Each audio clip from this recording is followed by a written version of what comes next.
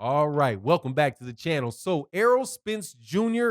is back in sparring, and his sparring partner, Amon Rashidi, lets people know what it was like, what Errol Spence Jr. looks like now versus what he looked like before. And I think you guys will find the answer very interesting. And also, we're going to talk about the Danny Garcia fight and how, you guys out there in Philly ain't going to like this. But let's talk about that in this video.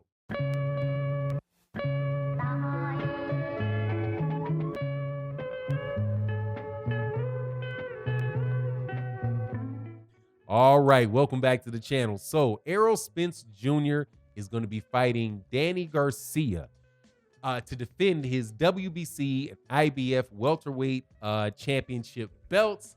And he's going to be doing it for the first time since he had a car accident almost 1 year ago. It was 1 year ago this week. In fact, Errol Spence Jr. sent out a picture. It was hard to look at, of his accident, and was talking about how blessed he feels and how God has purpose for him, all that good old stuff, right?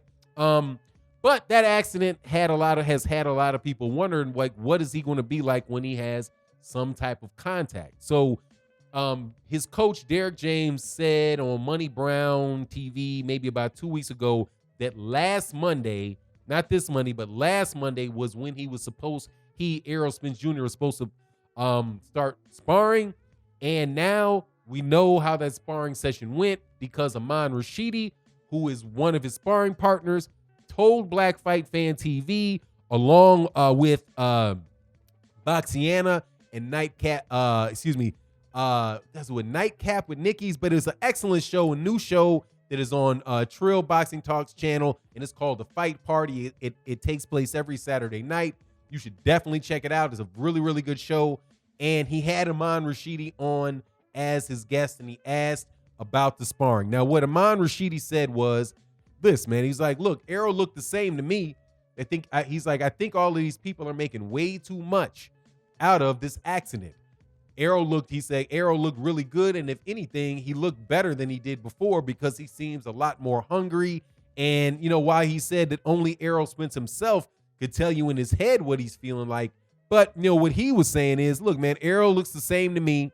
In fact, Errol is, Errol's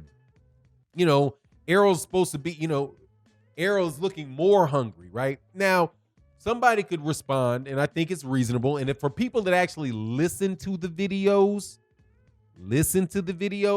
you will find that during the videos, oftentimes I will address the questions that I can anticipate you asking in the comment section.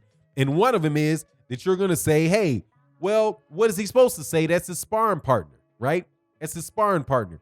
He could be out there. What's he supposed to say? Yeah, I heard him and I see him wincing and all that stuff. If that happened, he wouldn't say anything about it, right? So that could be the argument. Now, obviously, I don't know. The answer to that, my retort to that would be, I don't know. I just have to take the guy at his word, right? I have to take his father at his word. I have to take Derek James at his word. I've got to take Errol Spence Jr. at his word.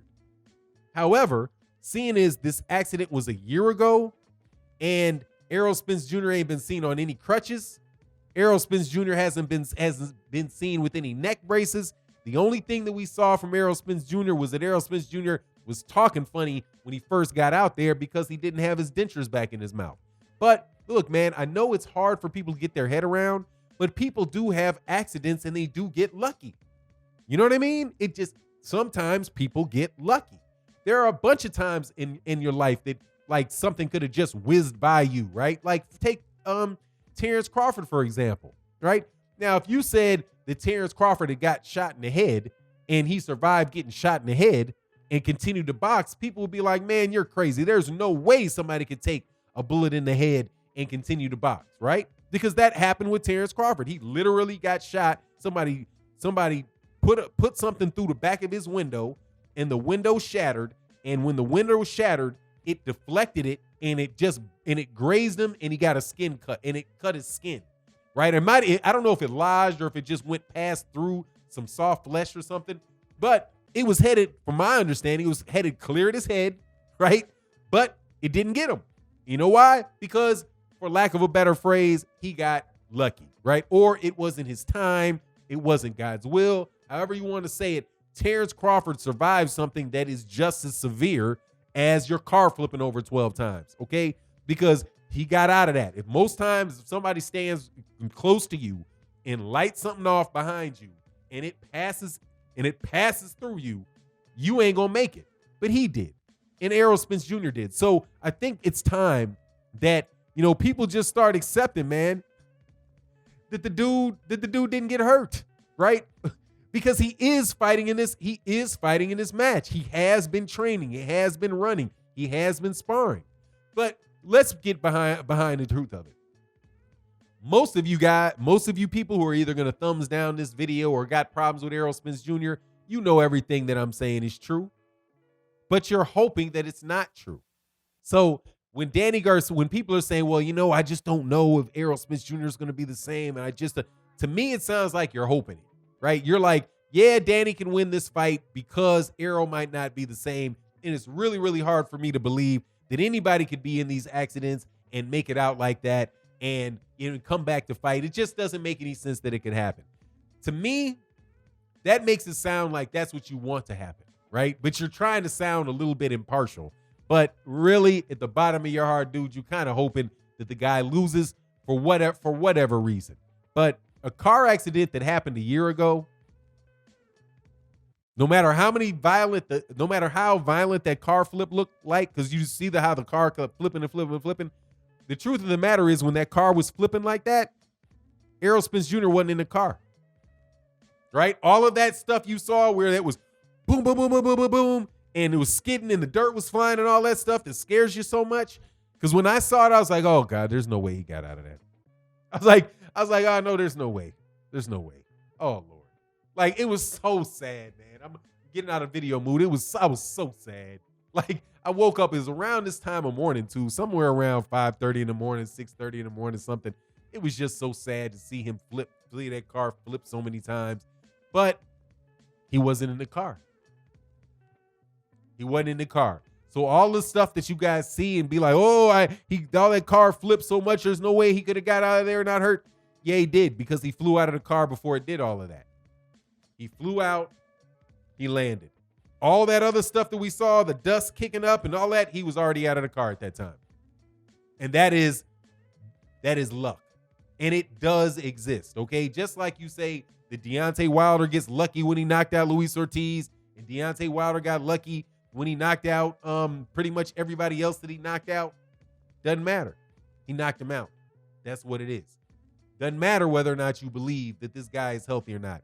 He got out that car accident, and if he had been in that car still when that thing was flipping like that, he would not have gotten out of that without any broken legs, without maybe a broken arm, broken all kind of stuff. But he was out, and that's a blessing. Now, as far as Danny Garcia goes, I certainly hope that Danny Garcia is not training and in the back of his mind thinking that this guy cannot come back from this. Because the truth of the matter is, nobody saw exactly what happened in that accident. So when we say how unbelievable it is that he could be all the way healed, we really are all speaking from a point of ignorance, because we did not see him in that accident, right? It could have been that as soon as he hit a bump, he flew out, right? Because his body was relaxed. He might have fallen asleep. Who knows? But there's no roof. There's no seatbelt. As soon as that car did this, he flew, right? Flew heavy, flew hard, but he flew. And if we would have seen that and said, oh, man, he landed. Yeah, wow, I could see how he could have maybe survived that. Oh, he didn't land flat on his legs. It was soft body. But anyway, at the end of the day, man, this is going to be, if Errol Spence Jr. is able to win this fight against Danny Garcia, in my opinion, there's two things that need to happen, two things that'll happen for sure. One, Errol Spence Jr. Should be going to the Hall of Fame. Okay, like you go to the Hall of Fame off stuff like that, man. To come back from a near-death experience like that and come and beat a guy like Danny Garcia in your very next fight, that is hardcore stuff, man. That is hardcore stuff, and that's stuff of legend. Okay, and when you start doing stuff of legend, you should be able to slide up in there. But for sure, Errol Spence Jr., now of the two things that I'm saying are for sure should take place out of this, Errol Spence Jr. becomes number one pound for pound. The only person that can be competing with him is Jermell, in my opinion. Jermell Charlo is either Jermell Charlo or it is Errol Spence Jr. And it is not Canelo Alvarez because he tested positive performance-enhancing drugs, and it ain't Vasily Lomachenko because he lost and he don't have enough fights. Okay, I don't care how long this guy, how much you love what you see out of him. The guy's got 14 fights. He's got 14 fights. That's everybody else got 30. That's 30 chances. That's 15 more chances for something to go wrong in a fight, right? That where Vasily, and you saw what happened with Vasily. Something went wrong with Vasily in his second fight, right? If you get to 30, who knows what's going to happen? But anyway, that's going to happen. Errol Spence needs to be number 1 pound for pound or number 2. Depends on what you think with Jermell. And Derrick James is without a doubt the trainer of the year. I don't care what Sean Porter got to say. I don't care what happens with anybody else. If Errol Spence Jr. beats Danny Garcia, Derrick James has got to be trainer of the year.